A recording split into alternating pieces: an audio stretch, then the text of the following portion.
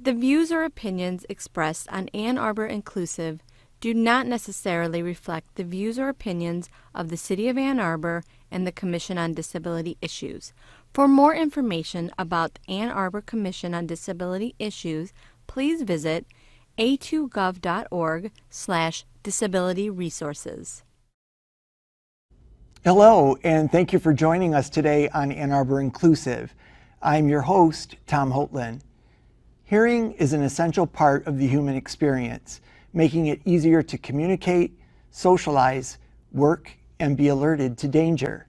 Hearing loss is one of the major health concerns in the United States, affecting almost 50 million people. The Kreski Hearing Research Institute consists of a diverse and dedicated group of scientists and physicians working on basic and clinical aspects of hearing and balance disorders in health and disease. On today's show, we have the pleasure of talking with Dr. Gabriel Corfas, Professor and Associate Chair for Research in the Department of Otolaryngology, Head and Neck Surgery, and the Director of the Kreski Hearing Research Institute at the University of Michigan. Dr. Corfas, welcome. Thank you very much for having me. It's great to have you here. So let's start right out. How do we hear and how does the auditory system work? Great question. Yeah. I brought a prop just to make it clear. Dr. Corfas holds an anatomy human ear model and places it on the host's desk.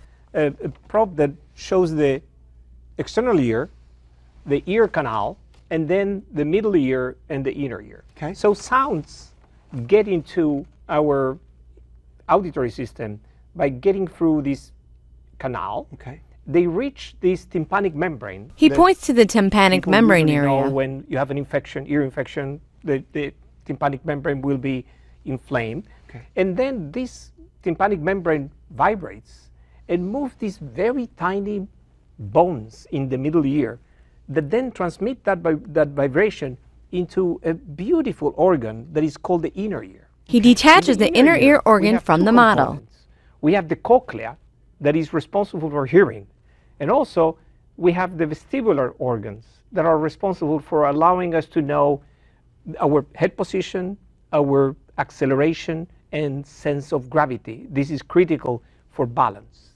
Okay. When the sun comes, here we have little chambers where there are liquids that move.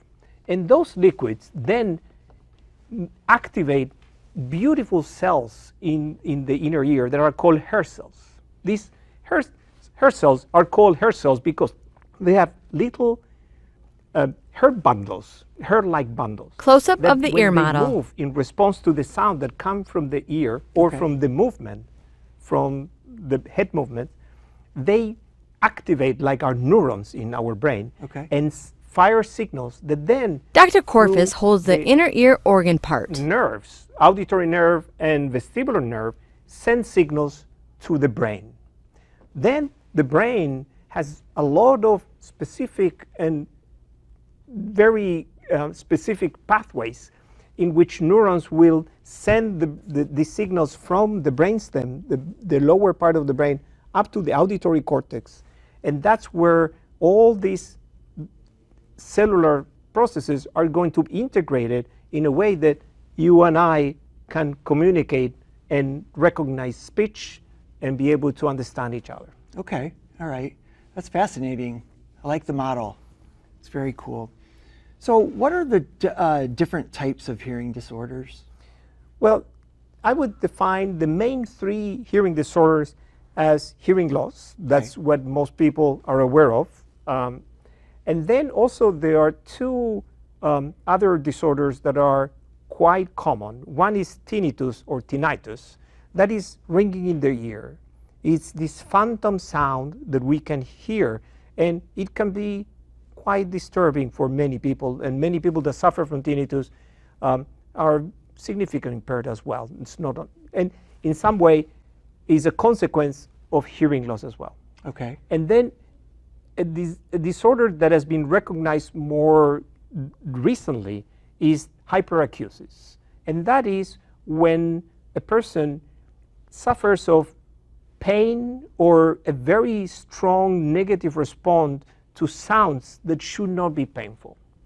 And in some cases, hearing loss, tinnitus, and hyperacusis go together. Okay, I was going to ask that. Yes, and that is the worst scenario, where you suffer from constant hearing a sound, but you cannot hear the sounds that you want to hear, and at the same time, when you hear them, they are painful. So people that have all three disorders are very significant. Right, and pretty unhappy. Very unhappy. It has a very strong effect on well-being, psychological well-being, emotional well-being, and it can be devastating. So in tinnitus, which is the ringing in the ear, do some people have that all the time, constantly? Or does it come and go? That's really a complex question. Yeah, so some people have intermittent, while other people can have constant. And in some cases, it can be, some people respond better and are less bothered by the sound. Some people are very, very bothered by the sound, and it can be debilitating, and some people even stop working because of that. So it is very varied, and now people are looking at more different kinds of tinnitus, and luckily, as I was going to describe later, at the Kresge, we have a professor, Susan Shore, who is developing very novel technologies that are very promising for the treatment of tinnitus. Okay. And we are very hopeful. Right. And so what causes these disorders? What are some of the causes? Yeah, so let me first start by saying that hearing loss is not just one disease, but right. it can be very different, and we classify hearing loss depending on different aspects. So in one way, you can think about when it develops. Yes, it can be congenital. When the baby is born, is already hearing impaired. Okay. Then there are more progressive that starts during the young age and progresses. And then, of course, there is age-related hearing loss, which is very common. Up to 50% of people above 75 years of age suffer from hearing loss, and that is what we define as age-related hearing loss when it starts later in life. And did you say that's 50%? 50% of people above 75 years of age. Okay. Seems like more. It could be more. Those are the numbers that NIH, the National Institute of Health, provides in websites, and is usually what we go by. But I was surprised when I found out that 30 million people or more suffer from tinnitus. Yeah, it's a very, so in some way the numbers suggest, as far as I remember, that maybe 25% of the adult population may suffer from tinnitus at some point during their lives. Got you. Okay. I think I get it every once in a while, and I figured that was just a natural part of the hearing process, or from my traumatic hearing loss that I suffered some time ago. How common is hearing loss? That kind of is a segue from what we were just talking about. Yeah, so it's incredibly common. There are at least 37 million adults suffering from some degree of hearing loss. 3 million babies every year are born with hearing loss. Wow. As we go to aging, of course, the numbers, the proportions are incredibly higher. Yeah. Like you said, maybe it's more than 50%. Yeah. But it is, and now one of the concerning issues is that noise is one of the causes of hearing loss. Okay. And like an overexposure to loud noises? Absolutely. And one of the modern issues is the constant presence of sound in our ears, because we have the phones. And young people are listening to the phones at high volumes quite frequently. And there are studies that show clearly that these technologies seem to be increasing the proportion of young people, 6 to 19 years old, that are presenting with hearing loss. And there's been estimated that maybe 12.5% of young people between 6 and 19 are showing signs of hearing loss. Wow. Most probably because of the exposure to sound through. You see so many young folks with the earbuds in their ears. Yes, and many times you can hear the music they are playing. If we can hear it, it's too loud. It is too loud. Wow. Absolutely. Okay. So let me, Yes, I would please like do. to go back to a point that beyond the age at which hearing loss starts, there are different ways in which we can think about hearing loss. So because as I was mentioning, the ear is a complex structure. So the middle ear is a very delicate structure that can be disrupted by infections or by diseases. And when the middle ear is defective, is conductive hearing loss. Okay. Because the inner ear is preserved, but the ability of the sound to move from the exterior to the interior is disrupted. And in that case, surgeons will do surgeries to repair the bones, and that can be very efficient. Okay. Then there is sensory neural hearing loss, which is Dr. Corfas holds the inner ear hearing organ loss that part. primarily affects either the hair cells in the ear or the neurons. Okay. And then, of course, there are mixture. Some patients have both. And then there are people who can hear well but have problems processing the auditory information. And those are most of auditory processing disorders. Okay. Where the person has perfectly the ability to sense the sound but not to process it and understand it. Okay. Do we know any of the reasons why an infant would be born with hearing loss? So large percent of the babies that are born with hearing loss are caused by genetics. The ear is a very complex, the inner ear is a very complex cellular structure. Okay. Where a lot of specific molecules and proteins have to be present for this delicate machine to be able to transduce sound into brain signals. Okay. And there are many genes that, when mutated, cause these disorders. So a lot of efforts in understanding congenital hearing loss are focused on the genetics. Yet there are many other reasons. For example, high bilirubin, birth problems, birth trauma, prematurity, infections. CMV infections can cause, during pregnancy, can cause hearing loss. What is that, CMV? The cytomegalovirus infection is a kind of a flu that, if the mother suffers of that during pregnancy, can produce hearing loss. Or rubella as well. Those are infections that are high likelihood to produce hearing loss in the newborn. Okay, all right. So what is the impact of hearing loss on people? They are very significant. So first, communication. Yes, a person that has hearing loss will have hard time communicating with their loved ones, appreciating music, knowing when a car is coming in the street. But also, that hearing loss can lead to social isolation, depression, which can be also devastating from the point of view of mental health. Right. It's clear that people with hearing loss earn less money than people of normal hearing. So that can affect not only the person, but their families as well. What is attributed to that? That is not well understood. There could be some discrimination. Mm-hmm. There could be that in some cases, there's, the work requires the ability to hear. Right. And it's unfortunate, but it's a complex social, political question that goes beyond the science. Yeah.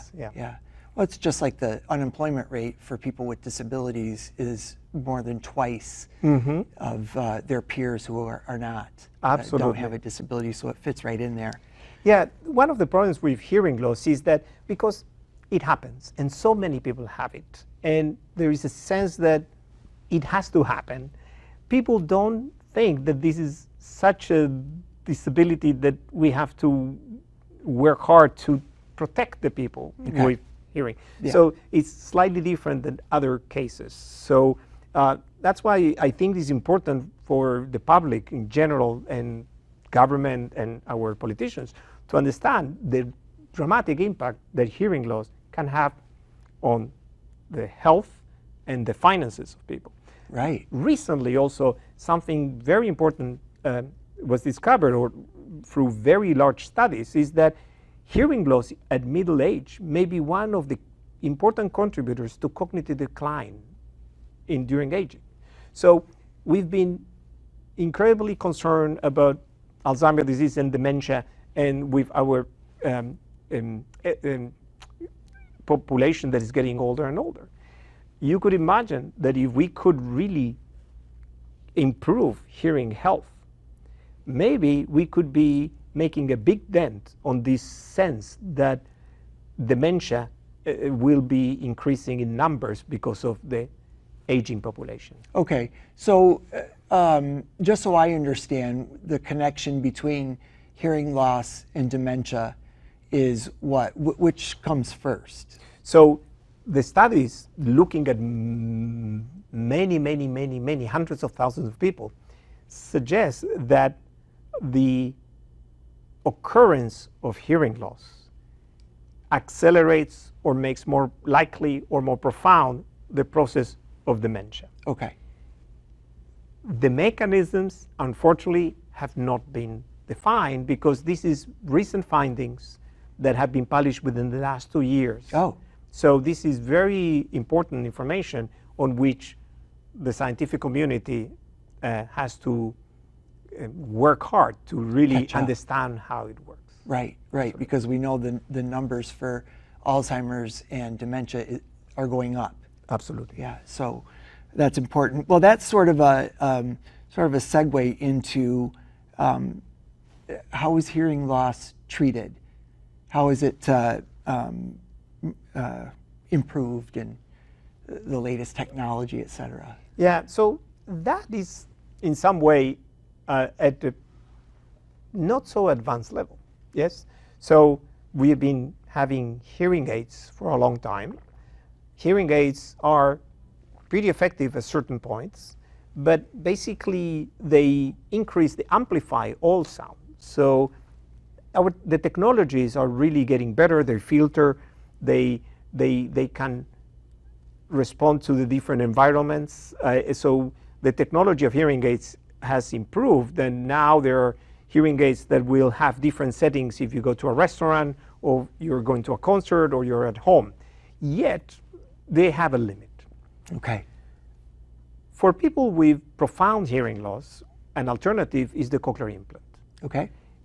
In some way, cochlear implants are the best example of a machine-human interface. Mm-hmm. What surgeons do is they do a surgery, they insert an electrode into the ear, and then they put a microphone outside the skull. And through that machine, it produces a remarkable recovery of hearing that has helped thousands and thousands of people.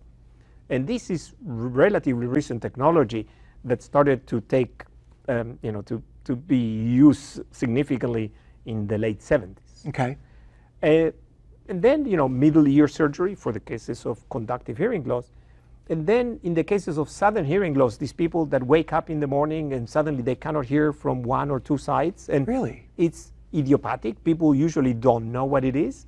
Then usually doctors will give steroids to the patients. And in those cases, 50% of the people recover or retain hearing, and 50% lose it. So we are in very early stages of having a good battery of treatments to help people with the different types of hearing loss. Okay. And there is a lot of need for really good research, both basic as well as translational and clinical, to move the field forward. I am very optimistic. In the last few years, there's been a change in the field.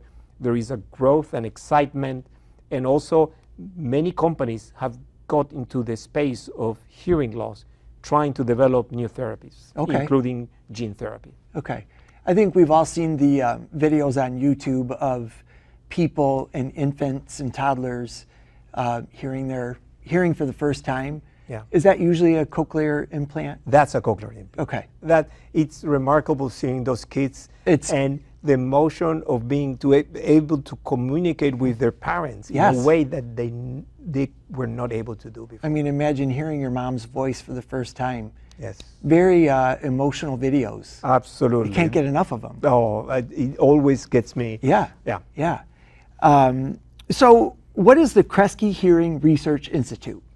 So the Kreski Institute was founded in 1960 as a multidisciplinary institute whose mission is really to investigate and understand the basic mechanisms of hearing and balance, to understand how the ear and the brain work together to allow us to hear and to be able to walk and move around. Okay. And then to use translational approaches to start thinking about how therapies can be developed. And also, we are very involved in teaching the community about hearing health. Okay. Because, for example, noise exposure. There is a possibility of reducing hearing loss if we can really teach people about the importance of not exposing themselves unnecessarily to high levels of sound. So it's an awareness thing. Awareness, Okay. absolutely. All right. And the more we know, the better we can take care of our health. Yeah. And I wonder if that advice falls on deaf ears to the younger group with the headphones and the earbuds, etc., because it sounds so great loud. Yes, there is something apparently, there are some studies that suggest that the loudness of the music can produce a very important stimulus and pleasure, which then works against us by hurting our ability to hear for a long, long time. Yeah. And as life expectancy gets longer, it's important to keep our ears healthy for the long ride. Yeah. I would agree with the motivating factor of loud music because so many of us use it when we work out, whether we're cycling or we're in the gym. You know, it's just in order to not get bored, we want to use music, and you can pick certain genres that are made for working out. So you can't help but to listen to those fairly loud. Yeah, but I'm going to turn mine down now. You should. Yeah. I advise. Yeah. Yes. That's good advice. So what are the Kreski what are the Kreski Institute scientists and clinicians investigating now? So the breadth of the Institute's faculty research is very large. So we have 38 faculty doing diverse kind of research. We work from very basic science and neuroscience of hearing to population studies. Okay. But I'll give you some examples. In tinnitus, tinnitus. Dr. Susan Shore in a lab has been studying the mechanisms of tinnitus, looking at how the brain works or malfunctions for that, and has created a device that in a first clinical trial was very effective in reducing the sense of tinnitus in quite a number of patients. It is very exciting. It's coming up for a second trial. Dr. Keith Duncan is trying to find ways to use stem cells to create new hair cells that eventually could be transplanted in the ears of people that have no hair cells in order to restore hearing. Cochlear implants are a great pieces of technologies, yet they are not perfect. So we have several laboratories, including Dr. Brian Finks and Yoash Raphael, who are trying to improve how the cochlear implants work or make new implants, create new technologies. Okay. We have young faculty that are using very new technologies, including optogenetics and single cell gene expression analysis, single cell transcriptomics it's called. Wow. In order to define how the inner ear develops and then using this optogenetics to see how the signals in the brain are transmitted in order to process auditory signals. We have been using a new technology, or relatively new technology, called metabolomics. Okay. That allows us to start exploring really what happens in the ear when there is noise, and understand what are these little metabolites, little molecules that may be responsible for damaging the ear because of noise and producing hearing loss. Actually, the paper just came out today. Very excited. From the Kreski Institute? Yes, absolutely. Yeah. Let me give you another example. Yes, so Dr. Basura, a physician scientist, is using brain imaging to understand what changes in the brain when a person has unilateral hearing loss. Okay. And also to understand what's happening in the brain of patients that have tinnitus. Okay. So it's very diverse. We work with people who are working and going to the community and trying to see how noise is impacting hearing in young people in Michigan. Okay. We work with family medicine to see how the treatment and the medical care of people with hearing loss can be improved. We are trying to look at this holistically and going from molecules to the person and try to provide a complete kind of approach in order to find the best ways to understand hearing and balance and find cures for them. Okay, all right. Can you settle a debate Yes. that I hear both sides? When using a Q-tip, Yes. since we've got the model here, I've heard just on the outside of the ear, and I've heard, I've seen people inserting them pretty far. Yeah. What do you say? Can I use your pen? Yes, you can. Okay. Here's a So- Q-tip. What I Dr. would Corfas suggest uses the is, pen of as a course, Q-tip. I'm not a physician. Yeah. So this is based on my colleagues and what I read. So, of course, The you pen can as a clean Q-tip the is at the external ear ear. area. And also, I understand that you can come and clean the external part of The pen as a of the- Q-tip is in the of ear this, canal. The opening. The opening. But you should not go. The pen as a Q-tip is deep in the ear canal, touching the tympanic membrane. If you get to the tympanic membrane, you should be in pain. So you would know if you're going too far. Yeah. But it's very much advisable not to go too deep and just clean the most exterior parts of the ear. Right, right, yeah. I think that's good advice, yeah. So thank you so much for being with us. Not only have we learned a lot about hearing loss and hearing disease on today's program, but we are lucky to have this amount of expertise right here in our own backyard at the University of Michigan. I'd like to thank Dr. Gabriel Corfas for coming in and spending time with us today. We really appreciate your time and talents.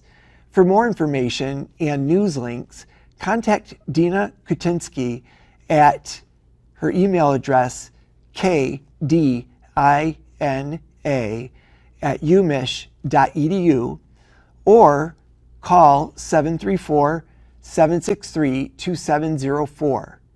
This has been another great episode on Ann Arbor Inclusive. I'm your host, Tom Holtland. And from everyone on the Ann Arbor Commission on Disability Issues, I thank you for joining us. We hope to see you right back here next time on Ann Arbor Inclusive. Thank you. We'll be right